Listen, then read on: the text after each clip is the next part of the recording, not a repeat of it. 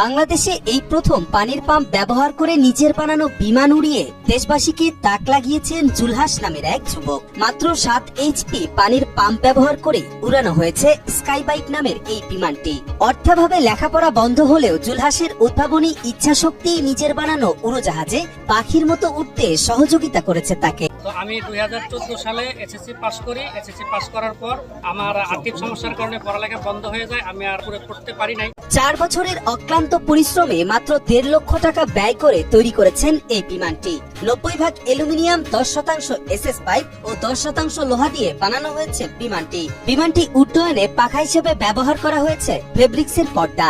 100 KG ওজনের বিমানটি pilot সহ 50 ফিট উচ্চতায় আকাশে উঠতে সক্ষম এবং প্রতি লিটারে 25 থেকে 30 কিলোমিটার পর্যন্ত আকাশে উঠতে পারবে বলে জানান বিমানটি। বিষয়টিকে বাংলাদেশের গর্বের বলে দাবি জুলহাসের। এটা আমি বাংলাদেশের গর্বের বিষয় নেই যে বাংলাদেশের এই প্রথম কেউ আর কি আপনার ট্রাই করতে পারছে। তো বাংলাদেশের যত জনগণ আছে তারা অনেকটা বিরক্ত হয়ে গেছে এই নো ফ্লাই হেলিকপ্টার বিমান দেখতে দেখতে। তো সেইখানে আমি আশা করি তারা একটু হলেও খুশি হবে যে বাংলাদেশের কেউ এই পর্যন্ত একটা বিমান নিজের হাতে তৈরি করে উড়াতে পারছে।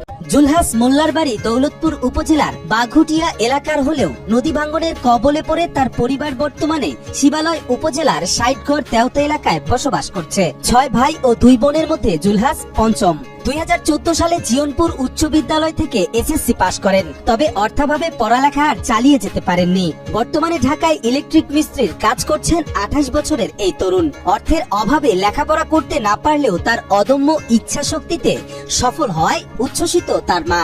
আমার ছেলে লেখাপড়ি করবার চাইছিল ইঞ্জিনিয়ার লাইনে, তা আমরা নিজেরা পারি নেই, নদীতে বাড়িঘর ভেঙে গেল।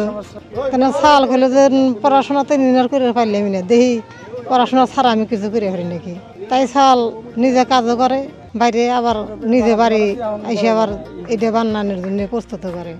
করতে করতে 4-5 বছর ধরে বানান শিখতেছে। আল্লাহ শিখে এবার সফল হয়েছে বানানো।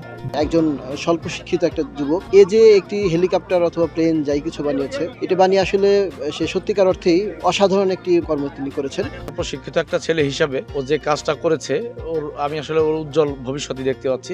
সরকার যদি ওর পাশে দাঁড়ায় বা কোনো সংস্থা যদি ওর পাশে দাঁড়ায়, আশা করি ও এটা একটা ভালো রেজাল্টের দিকে নিয়ে যেতে পারবে। এই জুলহাসকে যদি সরকারিভাবে যদি পৃষ্ঠপোষকতা করা হয়, তাহলে তাকে সার্বিক সহযোগিতা করলে তার যে মেধা, এই মেধাটাকে কাজে লাগালে বাংলাদেশ উপকৃত হবে। জুলহাসের এমন উদ্ভাবন দেখতে ছুটে এসেছেন জেলা প্রশাসক। তার এই উদ্যোগ বাংলাদেশের জন্য অভাবনীয় সাফল্য বলে জানালেন তিনি। তার গবেষণার কাজে সরকারি সহযোগিতার আশ্বাসও জানান জেলা প্রশাসক ডক্টর মনোয়ার হোসেন মোল্লা।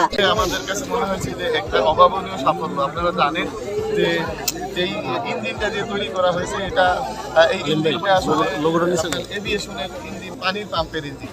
তারপরে এই ইঞ্জিন দিয়ে আপনার বিমান উড়ানো বা আরো অন্যান্য বিষয় আছে, বিশেষ করে ব্যালেন্সের বিষয় আছে, অ্যারোডাইনামিক্সের কিছু বিষয় আছে। এইগুলো অনেক লোক এই ধরনের উদ্যোগ নেয়, কিন্তু দেখা যায় যে গাড়ির মতো চলে কিন্তু আকাশে উঠতে পারে না। এই বিষয়টা আমার কাছে মনে হচ্ছে ওনার যে মেজারমেন্ট এবং ক্যালকুলেশনের দক্ষতা অনেক ভালো আমার কাছে মনে হচ্ছে। এই কারণে এই বিমানটা আকাশে উঠতে পেরেছে। আমার কাছে খুবই ভালো লেগেছে। আমি জানার সাথে সাথে আমি ছুটে এসেছি। সরকারি কিংবা বেসরকারি সহযোগিতায় জুলহাসের এই উদ্ভাবনী উদ্যোগ দেশের কল্যাণে আসুক, এমনটাই প্রত্যাশা স্বজন, এলাকাবাসী এবং সচেতন মহলের।